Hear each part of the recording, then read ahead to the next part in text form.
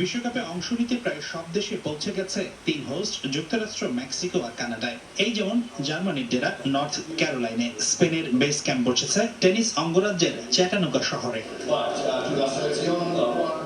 তবে ব্রাজিলের বেস ক্যাম্পটা অন্যদের চেয়ে বেশ কিছুটা আলাদা। ব্রাজিল ডেরা গেড়েছে নিউ জার্সিতে, স্থানীয় ক্লাব নিউ ইয়র্ক রেড বুলসের পারফরম্যান্স সেন্টারে, যা কলম্বিয়া পার্ক ট্রেনিং ফ্যাসিলিটি নামেও পরিচিত।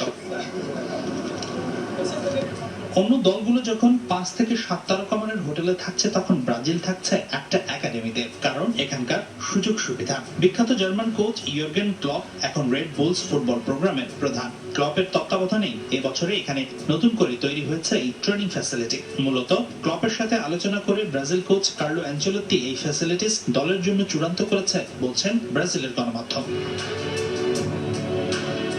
চলুন জানা যাক কি আছে ব্রাজিলের বেস ক্যাম্পে। 80 একর জায়গা জুড়ে বিস্তীর্ণ এই অত্যাধুনিক ও বিশ্বমানের ট্রেনিং সেন্টারে আছে 5 স্টার মানের আবাসন সুযোগ সুবিধা, আছে নিজস্ব ডাইনিং, স্পেশাল কুক আর ডায়েটিশিয়ান, যা ব্রাজিলিয়ান ফুটবলারদের সুষম খাবার সরবরাহ করবে।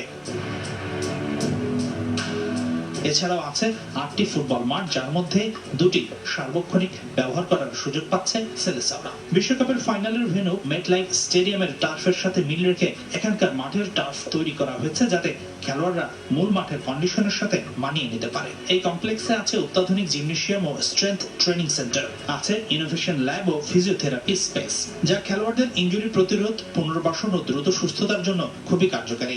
এখানে আছে হাইড্রোথেরাপি ও অ্যাকোয়াটিক থেরাপি সেন্টার, যা ম্যাচ ও অনুশীলনের ক্লান্তি দূর করতে সাহায্য করে। এছাড়াও এখানে আছে multi angle camera tracking system, যা অনুশীলনের ডেটা অ্যানালিসিস করার পাশাপাশি মাঠ ও ইনডোরের একাধিক কোণ থেকে ভিডিও ধারণ করে ফুটবলারদের পারফরমেন্স বিশ্লেষণে বিশেষ সুবিধা দেয়।